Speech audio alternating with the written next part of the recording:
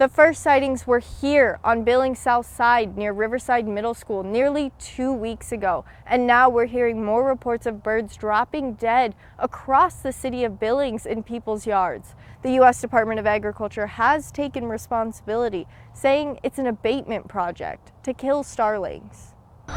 This time of year, it's not surprising to have birds chirping in the trees. But what is shocking is to find several dead ones in your yard.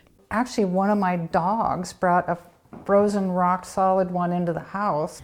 Yeah, there's one right over here that's dead. 1 week ago, we spoke with Josh Digley, who lives on the Billings South Side. His neighborhood had hundreds of dead starlings. Now we are on the opposite end of town, near the Rims, where Christine Pierce is also dealing with the aftermath of the USDA's poisoning of starlings. I just feel like this is something we need to know about before it happens. The USDA tells MTN they notified local government on March 6th about the project to use a chemical bait, DRC 1339, to reduce the number of starlings in the area. Something the Montana Audubon in Helena says it was shocked to learn. What is the long-term goal? Because another bird's going to come replace it if there's a food source that's attracting that bird. The Audubon and many here in Billings are also concerned that no one was warned before dozens upon dozens of dead birds started showing up on their properties. The city of Billings tells us they were not involved in planning or executing the DRC 1339 treatment, telling MTN, quote, "Information on any USDA program is theirs to share. The USDA is our nation's authority on invasive species that are detrimental to communities and the agriculture